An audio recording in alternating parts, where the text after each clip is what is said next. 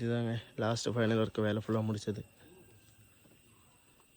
ஒரு வணக்கம் மக்களே. இன்றைக்கி எங்கே வேலை அப்படின்னு பார்த்தீங்கன்னா ஃபவுண்டேஷன் ஒர்க்கு தாங்க. பார்த்தீங்கன்னா எனக்கு யாராச்சும் சாப்பிட விட்டாங்கன்னு நினைக்கிறேன். என்ன ரீசன் அப்படின்னு பார்த்தீங்கன்னா ஃபவுண்டேஷன் ஒர்க்கு தான். சுற்றி வந்து பார்த்தீங்கன்னா சரியான கட்டிங் அதிகமாக இருக்குது.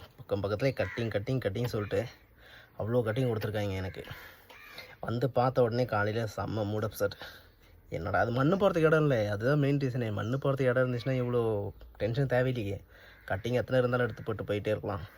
மண்ணு போகிறதுக்கு இடம் இல்லாமல் அந்த மண் எல்லாமே எடுத்து போட மண் சீக்கிரமாக காலியாகாமல் அதிகமாக வந்துகிட்டே இருக்குது மண். அது மாதிரி மண் இது.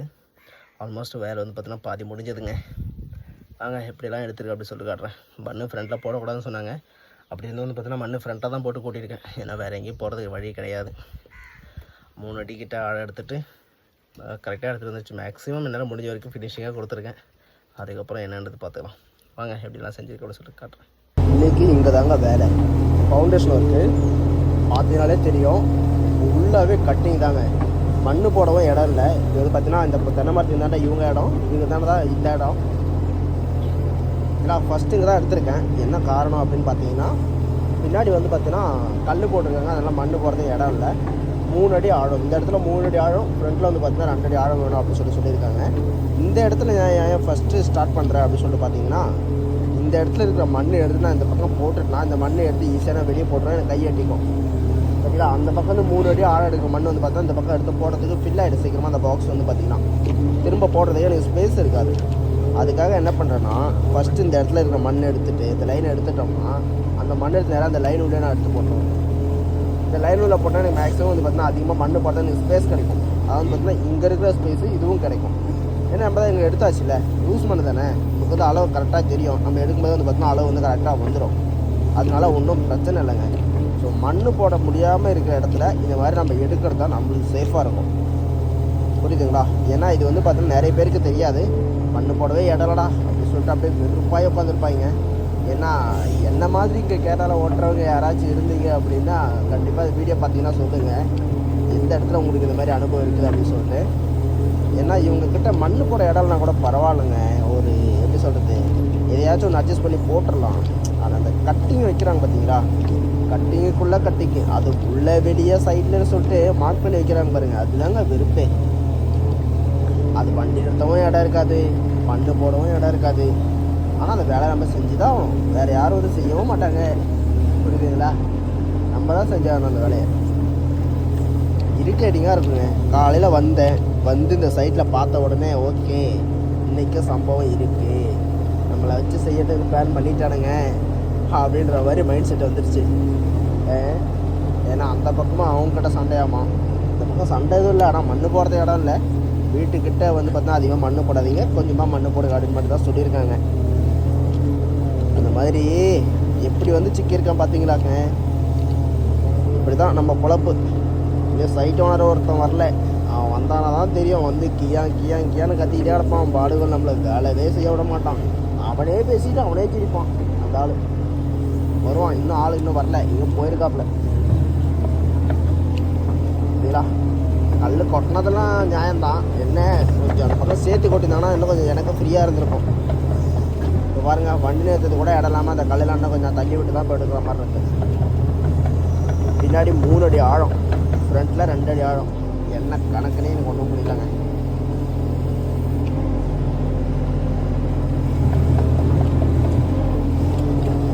பார்த்துக்கலாம், இந்த எடுத்து தானே ஆகணும்.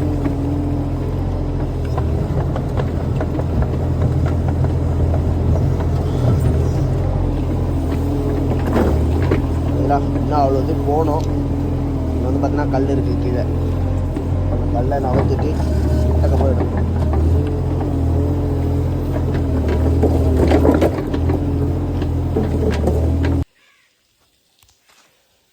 பேக்கில் வந்து பார்த்தீங்கன்னா 3 அடி ஆழம் சொல்லிட்டு இருந்தாங்க. 3 அடி ஆழத்துக்கு தாங்க எடுத்துகிட்டு வந்துட்டுருக்கேன். பேக்கில் ஃபுல்லாக லூஸ் பண்ணி தான் 3 அடி ஆழத்துக்கு அப்புறம் தான் கொஞ்சம் டைட்டு கிடச்சிருக்கேன். இந்த பக்கம் வந்து பார்த்தீங்கன்னா சென்டரில் ஒரு சின்ன கட்டிங்கு இப்படி பார்த்தோன்னா 1.5 அடி கேப்பில் இருக்கும். அந்த கட்டிங் வந்து பார்த்தோன்னா நிற்கலை, இடிஞ்சு விழுந்துருச்சு.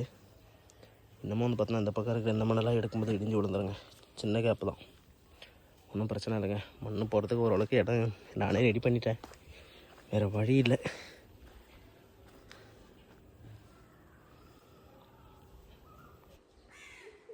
என் வீடியோஸை கண்டினியூஸாக பார்க்குறவங்களுக்கு இந்த இடம் தெரிஞ்சிருக்கும். ஏன்னா 1 வீக் முன்னாடி தான் இது வந்து நான் ஃபவுண்டேஷன் எடுத்துகிட்டு போயிருந்தேன். 1 வீக்குள்ளேயே வந்து பார்த்திங்கன்னா கடகால் கட்டிட்டு மேலே பெல்ட்டு போட்டுட்டு மண் அடிக்கிறதுக்காக வெயிட் பண்ணிகிட்டு இருக்காங்க.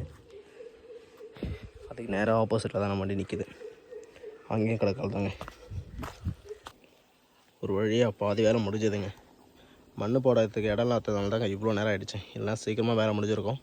ஃப்ரண்ட்டில் மண்ணே போடாத அப்படின்னு சொன்னாங்க. வேறு வழி இல்லாமல் ஃப்ரண்ட்டில் தான் மண் போட்டிருக்கேன். இன்னைக்கு கேப் இல்லைங்க, என்ன பண்ணுறது பார்த்தீங்களா. ஸோ முடிஞ்ச வரைக்கும் கட்டிங் எல்லாமே கரெக்டாக எடுத்துட்டேன். இந்த கட்டிங் மட்டும் சின்னதாக இருந்ததுனால வந்து பார்த்தீங்கன்னா நிற்கிற இந்த இடத்துல மட்டும் மண். ஏகப்பட்ட கட்டிங் எதுக்கு இப்படிலாம் வச்சுருக்காங்கன்னே தெரியல.